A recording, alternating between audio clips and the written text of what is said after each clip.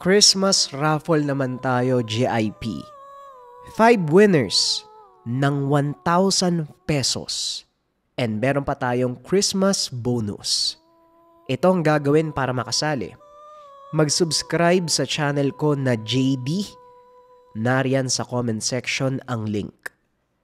And antayin bukas ang a-upload kong video doon sa channel at mag-comment kayo doon ng #JD Fitness bukas.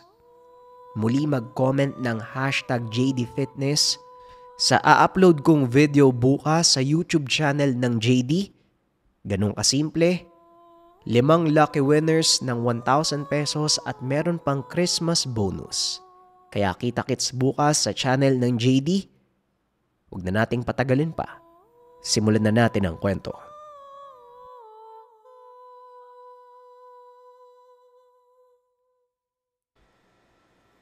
Ang kwentong ito ay hango sa totoong buhay. Mula ito sa isa nating kabayan na itago na lang natin sa pangalang Dudok. Walang eksaktong taon. Negros.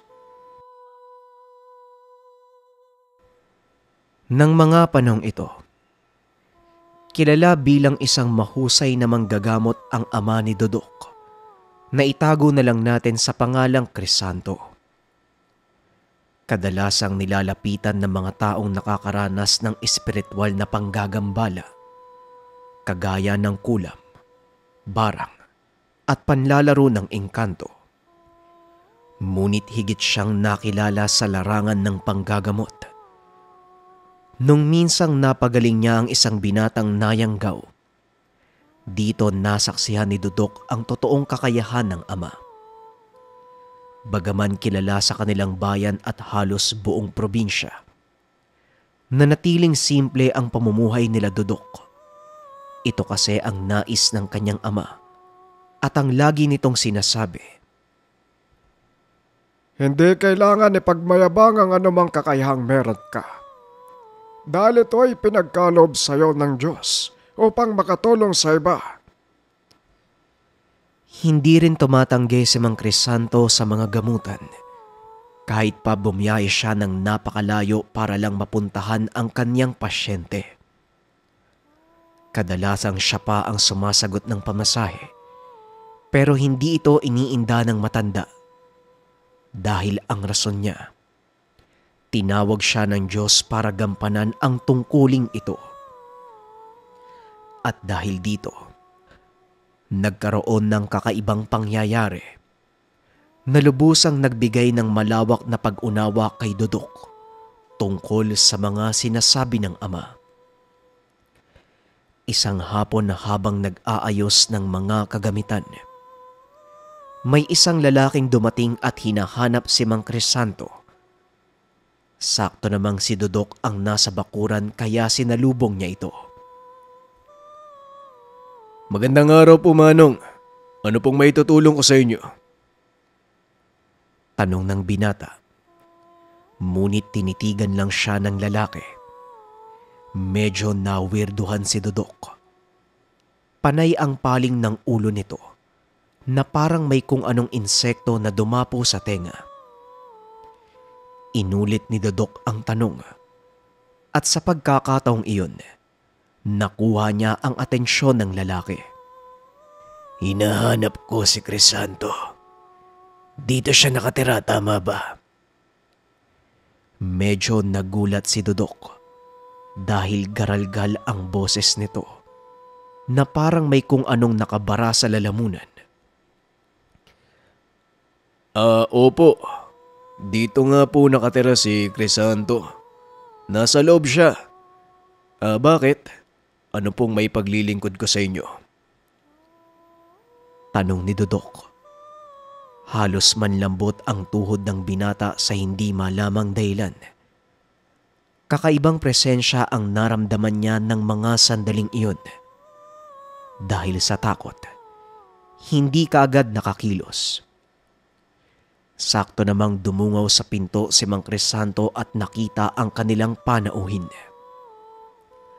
Naglakad ito palabas at bahagyang natigilan nang maramdaman ang kakaibang presensya ng kanilang bisita. Hinawakan nito si Dudok sa balikat at biglang bumalik sa uliratang binata. Agad niyang sinabihan ng binatang pumasok sa loob ng bahay. Nang masiguradong nasa loob na ng tahanan ang anak, saka pa lamang nito kinausap ang bisita. Magandang hapon sa'yo, kaibigan. Mukhang naliligaw ka yata. Hindi mo ba nabatid na nasa loob ka ng dome ng isang manggagamot? Ano ang sadya mo? At tila naligaw ka, aswang. Wika ni Mang Crisanto. Napangiti ang lalaki at nagpakilala. Pasensya ka na, Mang Crisanto. Ako nga pala si Simo. Sadyang magaling kang manggagamot. Sa palagay ko hindi ako nagkamali ng nilapitan. Naparito ko para hingin ang tulong mo.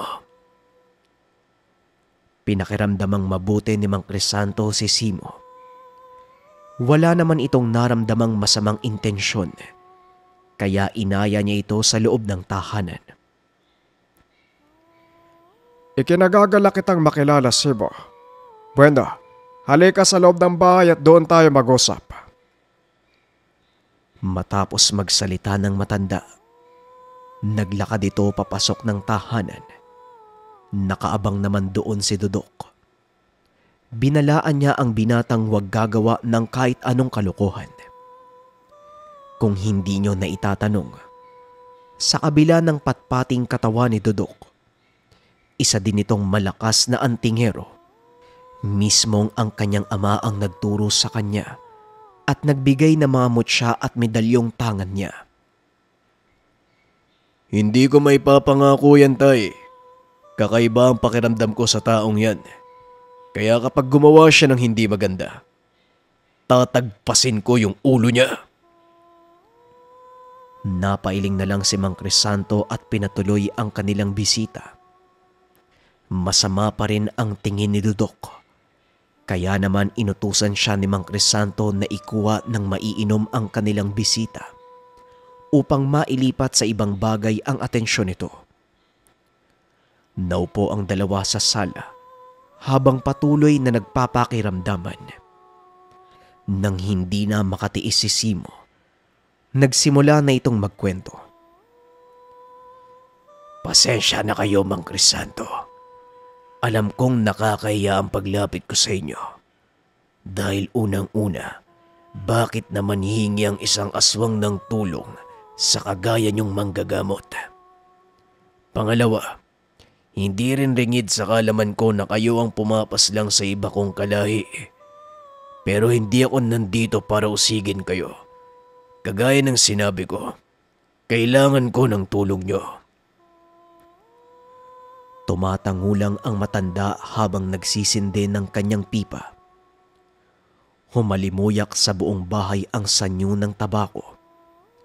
Bahagyang napatakip ng ilong si Simo dahil masakit sa ilong ng mga aswang ang amoy ng nasusunog na tabako. Tulong. Anong klaseng tulong ang may bibigay ko sa'yo?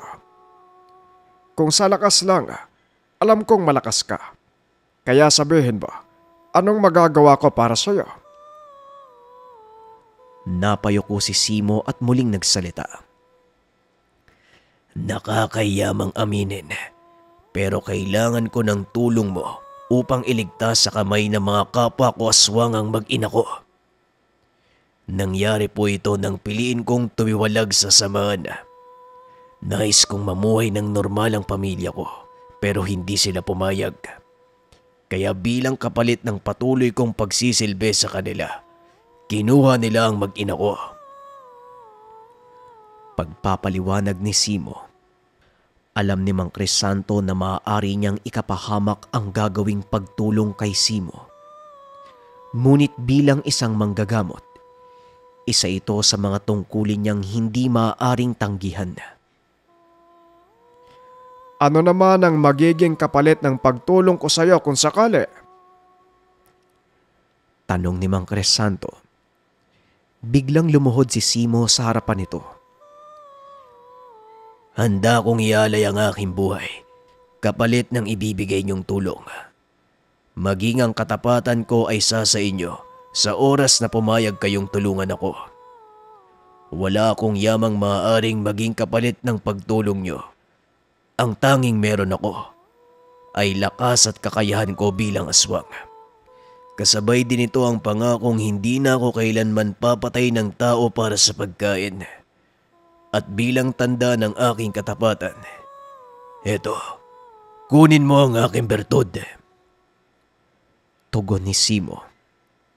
Ngunit tumalikod lang si Mang Crisanto at nagsalita. Itabi mo ang bertud. Higit mong kakailanganin yan kapag nakipaglaban tayo. Sa ngayon magpahinga ka muna. Saka natin pag-usapan na magiging plano sa pagliligtas ng mag-ina mo. Lumalalim na ang gabi, kaya matutulog na kaming mag-ama. Napangiti si Simo. Idinikit ang noo sa sahig bilang pagtanda ng taus-pusong pagpapasalamat.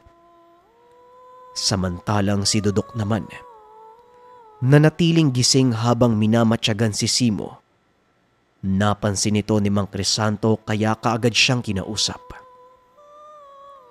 Matulog ka na, anak. Huwag kang mag-alala. Tapat ang aswang na yan sa mga binitawan niyang pangako. At isa pa, wala naman siyang magagawa dahil nandito siya sa loob ng ating pamamahay. Wika nito.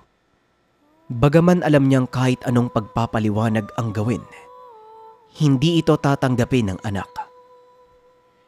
Pero tay, kahit anong sabihin niyo, aswang pa din siya. Anumang oras maaari siyang magtraidor. Isa pa, malay mo patibong lang yung sinasabi niya. Napailing si Mang Crisanto sa sinabi sa kanya ng binata. Ay naku anak, alam mo minsan, subukan mo ding magtiwala sa ibang dilalag.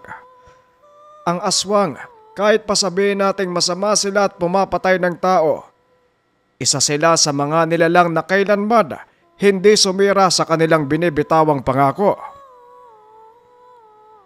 Tugon ni Mang Crisanto. Hindi na sumagot pa si Dudok. Salip ay pumasok na lang ito sa kanyang silid upang magpahinga. Kinabukasan, nagising ang binata dahil sa malakas na sigaw ng kanyang ama. Dali-dali itong bumangon at lumabas ng kwarto. Bilisan mo ng kumilos! Tatanghaliin tayo. Medyo malayo pa ang lalakarin natin. Hindi ka aantayin ng paglubog ng araw. Kahit kailan talaga, Dudok. Napakabagal mong kumilos! Nagmadali na si Dudok. Ni hindi na ito nakapaghilamos. Dali-daling nagpalit ng damit at binitbit ang mga kagamitan. Tumakbo palabas ng tahanan upang habulin ang kanyang ama at si Simo. Teka, sandali lang tay. Sandali lang naman. Saan po ba tayo pupunta? Tanong ni Dudok habang hinahabol ang dalawa. Pupunta tayo sa kabilang bayan. May kailangan tayong gamutin sa lugar na yon. Tapos tutuloy na tayo sa pagtulong kay Simo. Tugon ni Mang Crisanto. Ngunit sa kalagitnaan ng paglalakad, biglang napahinto si Simo.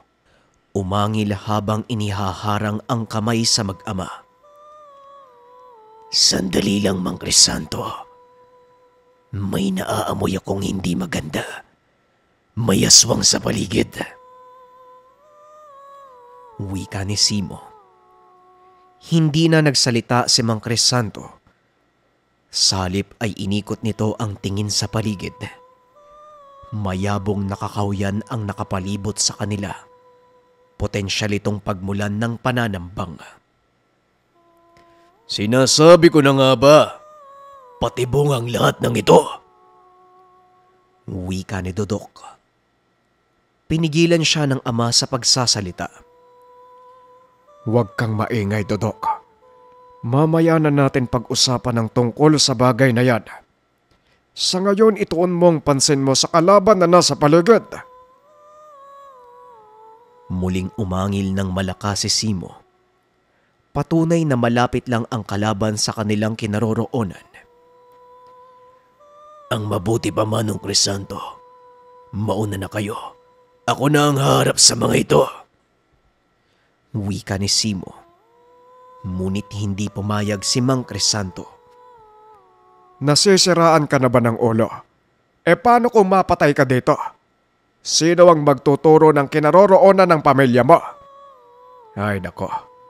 Bakit ba ako napapaligiran ng mga taong hindi man lang nag-iisip bago magsalita? Tugon ni Mang Crisanto. Maya-maya pa ay nakarinig sila ng mga kaluskos. At mula sa tabi ng daan, lumantad ang isang lalaki. Nakangiti ito sa kanila habang nakatitig ng masakit kay Simo. Panay din ang paling ng ulo nito. At sa pagkakataong iyon ay alam na ni Dudok na aswang ang karap nila. Walang pagdadalawang isip nitong sinugod ang lalaki na siya namang ikinagulat nila Simo at Mang Crisanto. Hindi na nagawa pang magsalita ng lalaking iyon dahil kaagad na itong pinugutan ng ulo ni Dudok. Por Diyos, por Santo, Dudok! Ano ka ba namang bata ka? Hindi mo na muna hinayaang magsalita ang aswang na yan bago mo pinatay.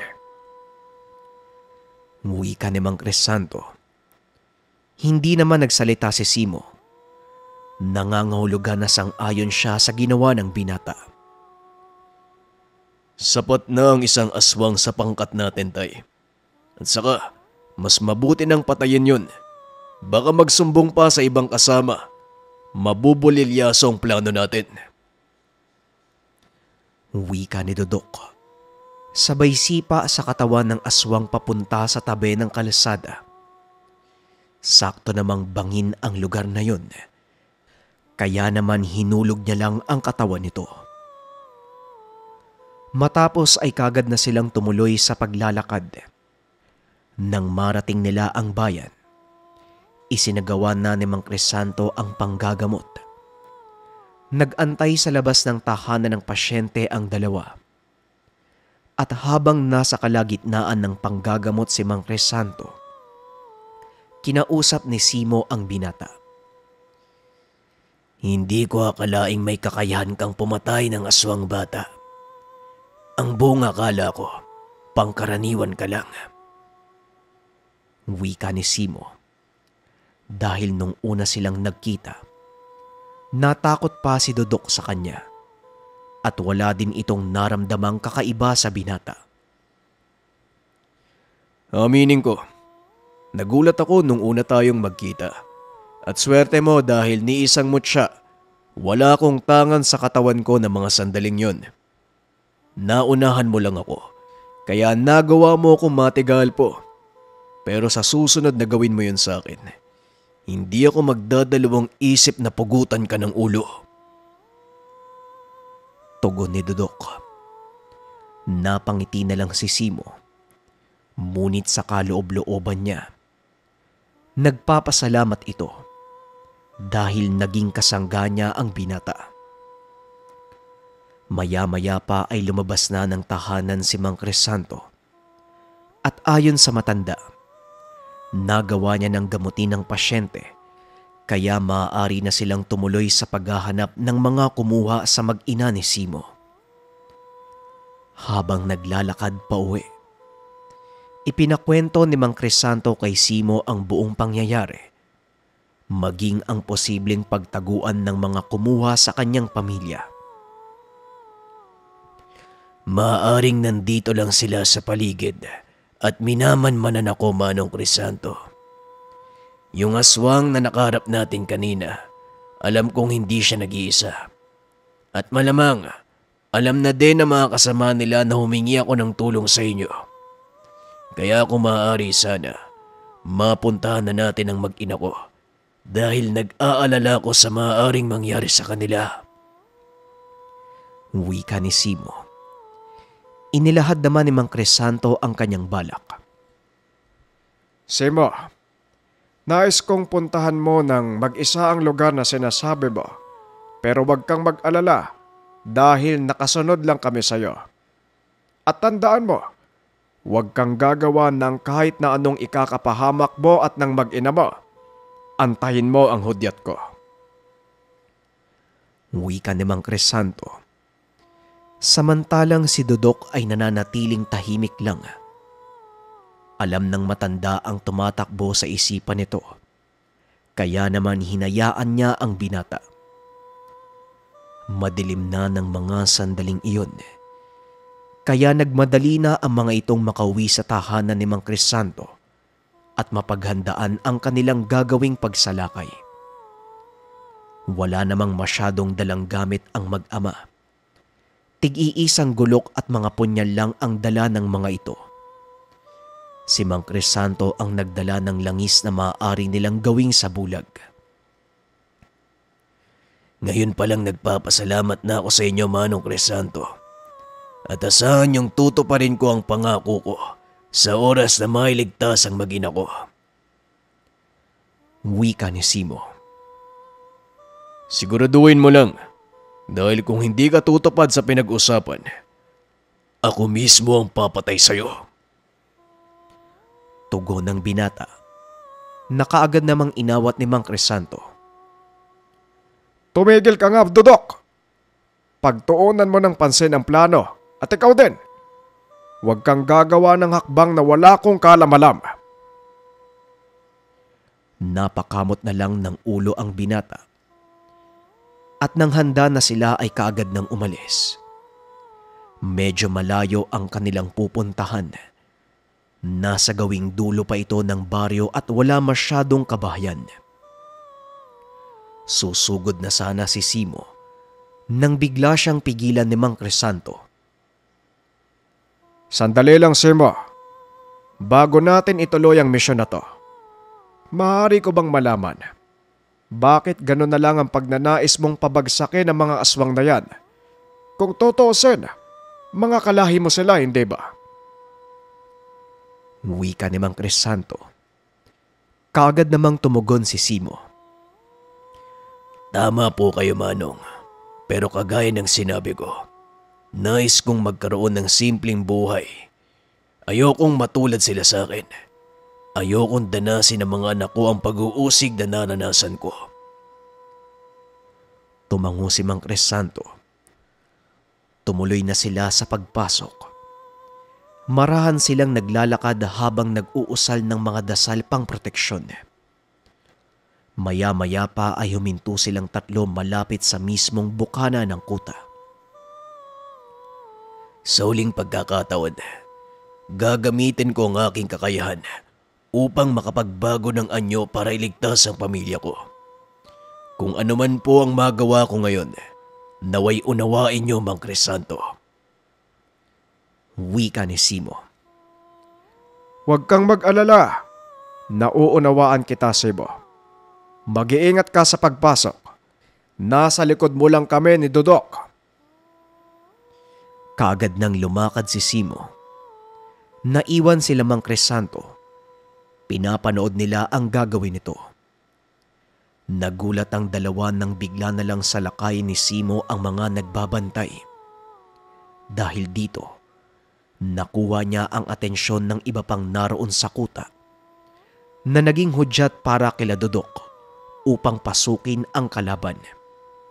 Naghiwalay ang dalawa upang magkaroon sila ng malawak na kilusan. Walang nakapansin sa kanilang pagpasok dahil abala sa pakikipaglaban kay Simo. Marahang naglakad si Dudok. Hinanap ang pinagkukulungan ng mag-ina. Nang makita niya ang kubo, nanatili siya doon hanggang sa ibigay ni Mang Crisanto ang hudyat. Walang pagdadalawang isip na pinasok ni Dudok ang kubo, na labis namang ikinagulat ng mga naroon. Isa-isa niyang pinagtataga ang kalaban, hanggang sa iisa na lang ang natira. Ikaw, pasalamat ka dahil kailangan kitang buhayin. May pananagutan ka sa kasama ko, kaya hindi muna kita papatayin. Pero magantay ka lang. Siguradong mamamatay ka rin. Magsasama-sama kayo sa impyerno. Wika ng binata sabay hambalo sa aswang. Dahilan para mawalan ito ng buhay. Kinalagan niya ang mag-iina. Itinakas palabas ng kuta. Ngunit sa kasamaang palad ay naharang sila ng dalawa pang kalaban.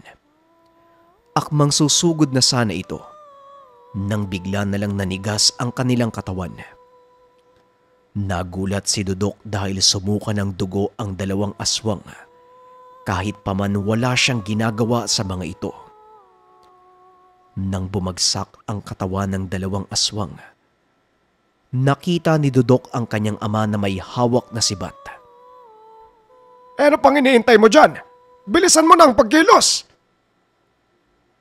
Sigaw ni Mang Crisanto nang mailagay na ni Dudok sa ligtas na lugar ang mag-ina.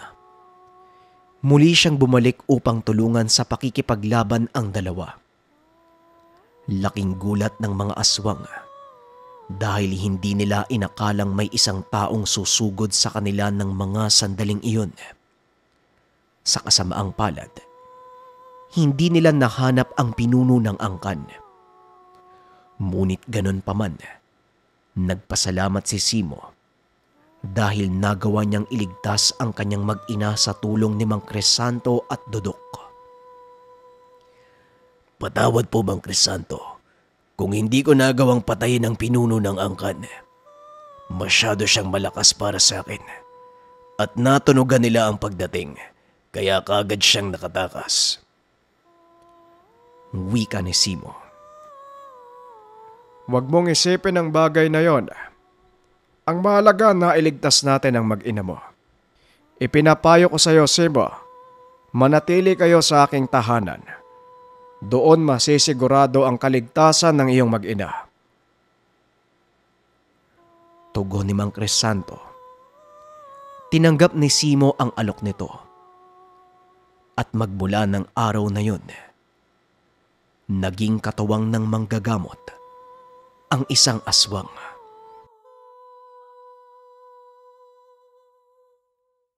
Maraming salamat sa pakikinig ng ating kwento, JIP. Muli available na ang Ninuno shirt at hoodie. Click nyo lang yung link ng Facebook page sa comment section or pwede nyo ding bisitahin ang Shopee page. Nariyan yung link sa comment section. At ulitin ko, limited lang yung stocks ng ating merch. Kapag naubos sa January pa uli magbabalik ang ating selling. At para naman sa mga nag-aantay ng announcement sa raffle, antabayanan lang. Yun lamang, maraming salamat. Paalam.